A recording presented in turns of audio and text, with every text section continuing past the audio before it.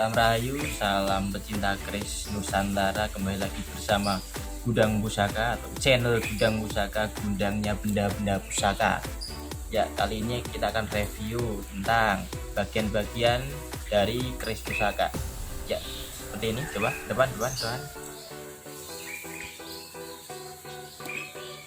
Ya, bagian-bagian keris pusaka ya, kita lihat dari ujung sini, namanya handle keris, deder keris, jejer keris, atau namanya pegangan keris. Yang saya contohkan ini adalah gaya solo ya, bentuknya seperti ini, gaya solo. Terus ke bawahnya lagi ini ada pelenton besar ya, namanya selut, ini bisa diputar-putar sini. Terus ini ada namanya mendak ya, bagian daripada selut, mendak, satu kesatuan ini. Kita coba lepas ya, ya,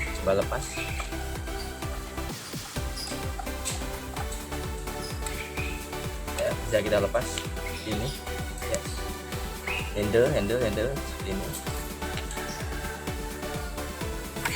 Terus selutnya seperti ini, selut. Terus di sini mendak ya, mendaknya ini mendak. Terus ke bawah lagi warangka ya, ini rangganya keris yang saya contohkan model Solo, gayaman Solo ini, gayaman Solo. Terus di bawahnya lagi ada ini aksesorisnya di bawah, namanya pendoknya, pendok keris selongsong, nah selongsong keris. Terus kita ke bawah lagi, bagian bawah namanya antuk ya, pas tengah-tengah ini antuk, namanya antuk.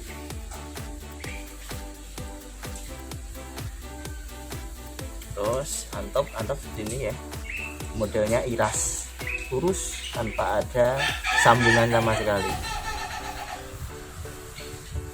Terus yang sini samping sini namanya gandar ya, gandar keris. Jadi untuk masuknya keris. Terus kita lepas ya, ini bilah keris buatan khusus, ini kerisnya Gudang Pusaka yang ini.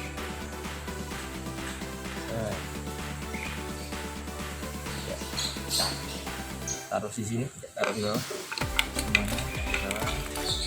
tekniknya, tongtongnya, bagian-bagian daripada keris.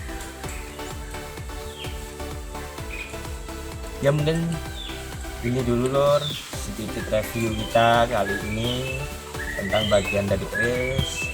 Video selanjutnya akan membahas tentang model-model warangka keris.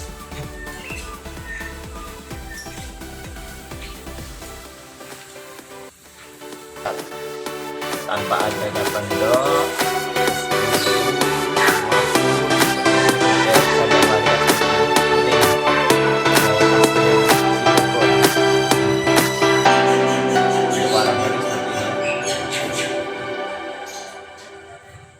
Cirebon punya lo seperti ini.